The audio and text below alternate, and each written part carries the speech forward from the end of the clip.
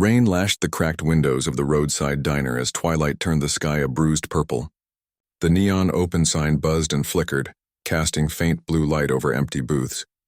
Grease and coffee scented the air, and the soft clatter of dishes echoed in the kitchen. In a corner booth near the window, an elderly man sat alone, hands clasped around a steaming mug. His hair was silver and cropped short, his posture still straight despite the stoop of age.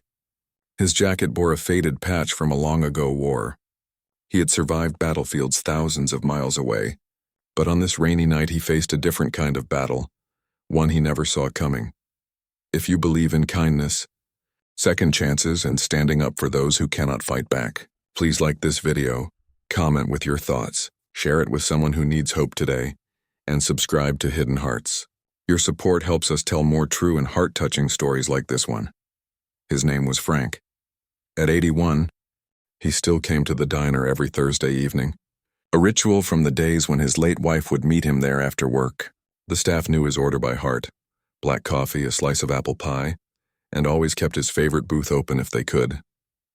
Frank had spent his life in service, first in the military, then as a mechanic, and finally as a volunteer at a local veterans center. He'd weathered hardship with quiet dignity, but tonight his hands trembled slightly on the coffee cup, the years of labor showing in his knuckles. Despite the rain, he'd worn his old field jacket with its faded insignia, proud of the service it represented. 3 young men came in, loud voices filling the diner, rain dripping from their sneakers. They were restless and cocky, full of energy that hadn't yet learned humility. At first they just ordered food and laughed at their phones, but soon they began noticing Frank. His jacket, his slow movements, the way he sat alone. Their laughter turned to mocking whispers.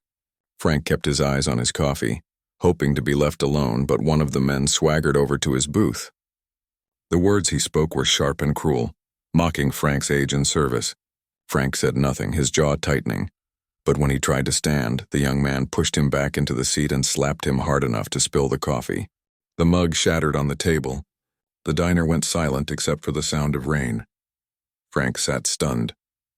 He had endured combat and loss, but nothing prepared him for the humiliation of being struck like that in public, especially when no one intervened. The other 2 young men laughed nervously, glancing at the manager who was frozen behind the counter. Frank's vision blurred, not from the blow but from the sting of tears he refused to shed. He felt small, powerless, and deeply alone. For the first time in decades, he wondered if the world had changed so much that honor no longer mattered. But what Frank didn't know was that at that very moment, his son Mark was on his way. Mark was 51, a broad-shouldered man with a lined face and a long braid tucked under a bandana. He had spent years working as a long-haul trucker and riding with friends who had become his chosen family, men and women from the Hells Angels motorcycle club. They weren't saints, but they lived by a code: loyalty, respect, and protection of those who'd earned it. Mark had always admired his father's quiet strength, and he never forgot the nights Frank sat up with him after bad dreams from his own time in uniform. Mark's phone buzzed with a text from a waitress at the diner, a friend who had seen everything. She wrote only, "Your dad's here." 3 punks bothering him. Mark felt a cold knot form in his chest.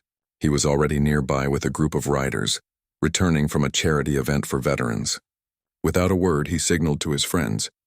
Engines roared to life, a chorus of thunder in the wet night as headlights cut through the rain. Back at the diner, the 3 young men were still jeering, though unease had begun to creep into their faces as customers shifted uncomfortably. Frank sat rigid, staring at the table, hands trembling. Then the door swung open. A rush of cool air swept in along with the sound of engines idling outside.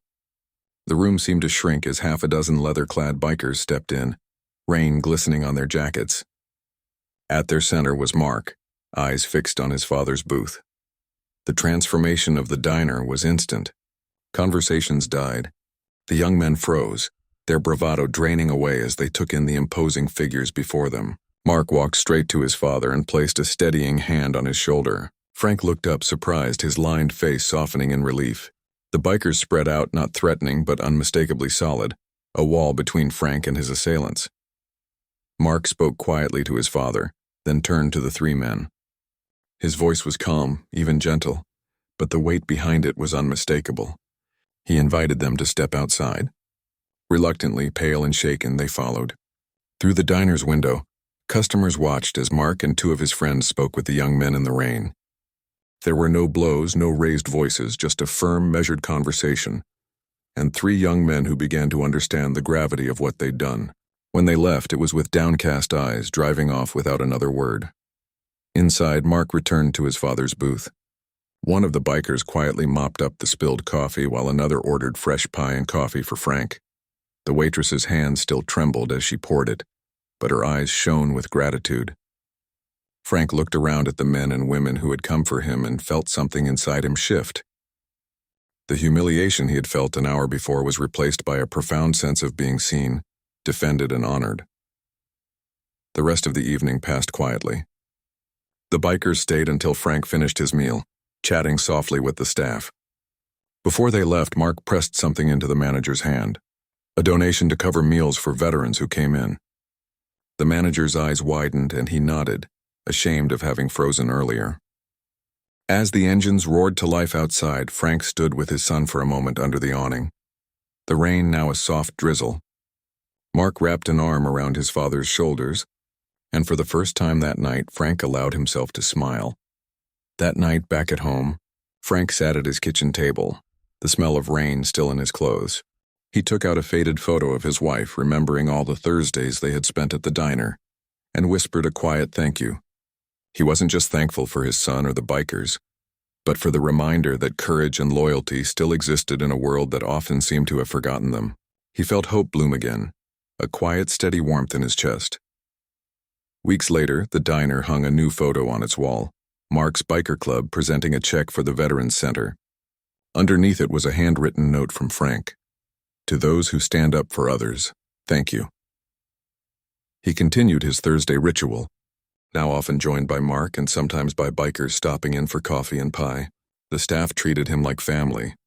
Strangers would nod in recognition, and Frank felt a sense of community he hadn't felt in years.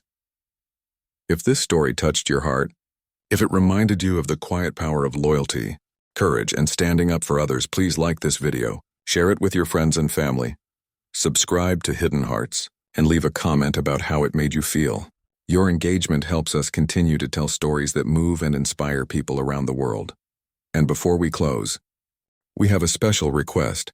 Comment below and tell us about a time when someone unexpectedly stood up for you, or when you stood up for someone else.